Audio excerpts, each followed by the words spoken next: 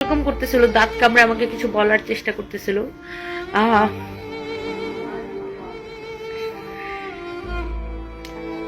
এগুলা রাত 1টার সময় ওষুধ আনতে পাঠান রুবায়েত ফাতেমা তনি, অথচ কি মনে করে বেডের পাশে টেবিলের ড্রয়ার খুলে দেখে সেই ওষুধ আগে থেকে কিনে রেখে গেছে তার স্বামী। ভাবতে পারছেন তনির কতটা যত্ন নিতেন তার স্বামী, অথচ সেই স্বামী এখন মৃত্যুর সঙ্গে পাঞ্জা লড়ছে।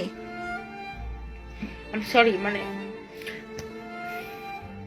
বিষয়টা এতই আনফরচুনেট যে স্বামীকে নিয়ে এবার আবেগঘন পোস্ট দিলেন রুবায়েত ফাতেমা তনি, যা পড়ে সবার চোখে পানি চলে এসেছে। রুবায়েত ফাতেমা তনি লিখেছেন, সবসময় রাতের বেলায় আমার ইউরিন ইনফেকশন হয়। যাদের এই সমস্যা আছে তারা জানে এর কি যন্ত্রণা।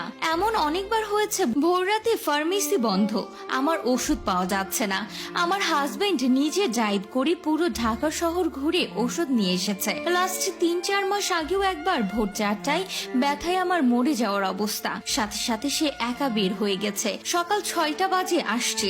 এইদিকে ব্যথার যন্ত্রণা সহ্য করতে পারছে না, আবার ও কেন ফিরে আসছে না সেই টেনশনেও হাত পা ঠান্ডা হয়ে যাচ্ছিল। নিজের ফোনটাও ভুলে বাসায় রেখে গেছিল। ওষুধ খেয়ে কয়েক ঘন্টা পর যন্ত্রণা কমলো। সে অফিসে গিয়েও একটু পর পর খবর নিল। কিছুদিন পর আমি তার আলমারিতে খেয়াল করলাম আমার ওষুধ কিনে স্টক করে রেখেছে। আমি জিজ্ঞেস করলাম এইগুলো আলমারিতে কেন? সে বলল, তোমার তো হঠাৎ করে ইনফেকশন দেখা দেয়, ওষুধ খুঁজে না পেলে কত কষ্ট পাও, তাই আগে থেকে কিনে স্টক করে রেখেছি। আজকে আমার সেম সমস্যা। রাত 1টায় ফাহিমকে গুলশানে পাঠিয়ে ওষুধ কিনে আনলাম। কি মনে করে আমার বেডের পাশে টেবিলের ড্রয়ার খুলে দেখি সে আমার ওষুধ আগেই কিনে রেখেছে। আসলে ফেক মুখে মুখে ভালোবাসি বলা পুরুষ সবার জীবনে অভাব পড়ে না।